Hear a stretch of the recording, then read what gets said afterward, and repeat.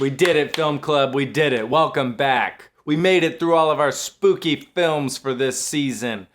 I hope you enjoyed them. Again, what's up? Maybe we haven't said hello to each other before. I'm Carson. I'm the host of this little film club here and sharing duties with my buddy Groot.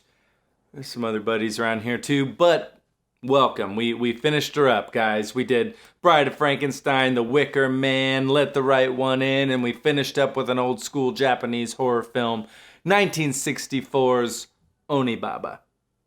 I had not seen it before. Had you seen it before? I don't know if you'd seen it before, but it's written and directed by, hopefully I say this right, Kaneto Shindô.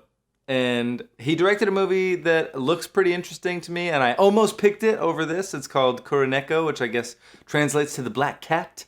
But that looks really cool. And this guy tends to make, from what I gather, now that I've watched this film here, Onibaba, some pretty cool looking black and white movies. Like I said, it's 1964, so, you know, people were shooting in color all over the world, but our man Shindô wanted to use this monochrome style to tell a little ghost story.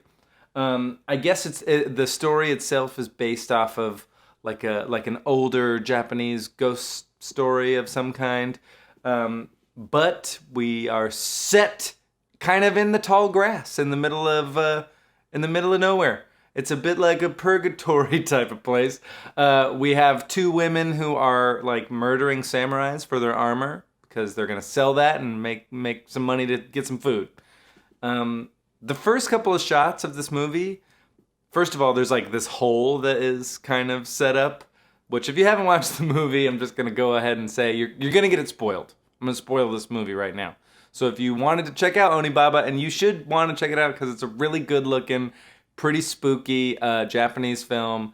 It's a classic in its own right. Many people, if you look it up yourself, you'll see all kinds of people really, really respond to this movie. And it's the kind of thing where if you were going to go like make a black and white movie right now, you should definitely look at it for some reference because there's incredible cinematography all up in this movie. But like I was saying, these two women, one's the mother-in-law and a younger woman.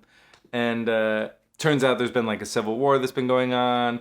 And we find out that the son/husband of these two women is dead among like everybody else in this war that took place where everybody died or ran away and then died. And one dude comes back and is basically like, yeah, man, I don't know what you want me to tell you. I got away.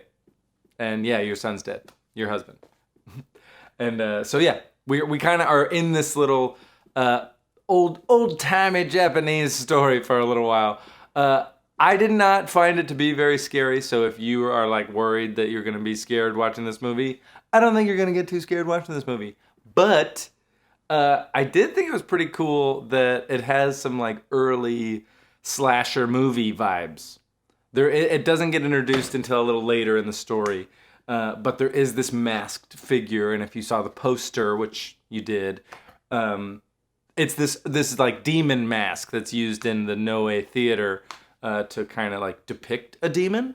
And so when this masked figure first appears in the film, it's being worn by this like army general guy who's trying to get out of the tall grass. Did I mention how good the tall grass looks? We literally see the tall grass waving in the wind in this beautiful black and white photography a lot. And I always enjoyed getting to look at it. Kind of felt like I was underwater or something. And especially at the very beginning with that cool jazz music underneath.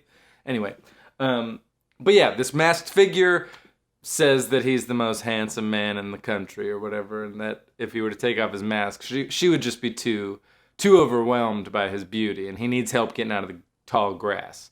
This is the older woman now. I'm like skipping around a little bit because of course the guy that I mentioned that did come back, he and the younger woman, they have like an affair of sorts. They either fall in love or in lust. They're constantly running off into the night to have sex with each other. Lot of sex in this movie, so you know, if that's what you're trying to show up for, that's here. But yes, this older woman, she's like leading this dude through the tall grass, and she's just got to see what's under his mask. So of course, the hole that I mentioned, boom, she helps him to fall into said hole. she goes down there to get this mask, and it won't come off of his face. It's like stuck on his face. And when she finally gets it off, he's like very, very badly burned underneath this mask. And so perhaps when the film came out, right, this makeup on this individual was meant to be way more grotesque than it looks now. It looks like movie makeup, which is fine. But I didn't realize until after I watched the movie and was doing a little bit of reading.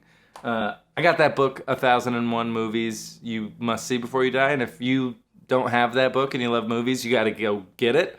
But in there, it was talking about how this figure with the burned face was actually, I forget the word for it. There's like a word for these people in Japan that were affected by the nuclear blasts in Nagasaki and Hiroshima, and that they were like this ostracized class of people because they had these burns all over them. And it was like a point of contention in society in Japan of kind of like, what do we do with these people? And those people in question saying, we are just people. Just treat us normally, please. In fact, we went through a horrible thing and you could, help us out a little bit. Anyway, woman has now stolen the mask, right? And she is like tricking her daughter-in-law because she doesn't like that she's running off into the night to have sex with this guy. Because she's like, yo, you're my son's wife, and I don't like that my son's dead, and I don't like that you're immediately running off with the only guy left in town. And so she's like stalking her in the night and pretending to be this demon and scaring her into going back home and not having sex with the guy. But then, okay, so that's when like we get into real spoiler territory, so I'm gonna just like go ahead and do it.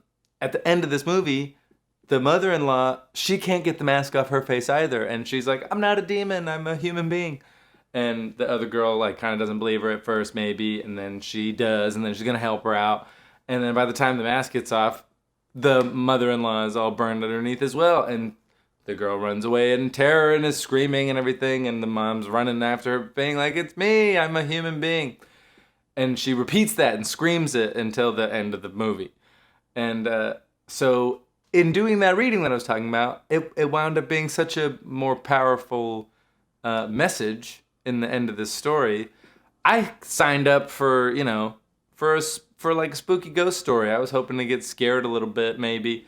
And though it wasn't really scary, there were, like I said, those early slasher movie vibes. And like, there's imagery with this masked figure running in the night and people running away screaming and stuff. And I was like, this is giving me some Michael Myers, Jason Voorhees, Leatherface. Like, it's kind of cool that all the way back then and all the way across the water, they were kind of setting the groundwork for a very, very popular genre. But what I wasn't expecting to get was this like social commentary that led me to understand something that I had never really thought about before in regards to Japanese culture and society and the people that were affected by the atomic bomb. So it was kind of a twofold surprise, right? Where you get, I was less scared than I was like kind of hoping I would be, but it was a beautifully shot film, really cool score, kind of like, erotic and kind of racy, I guess, for its time period and for what it's about.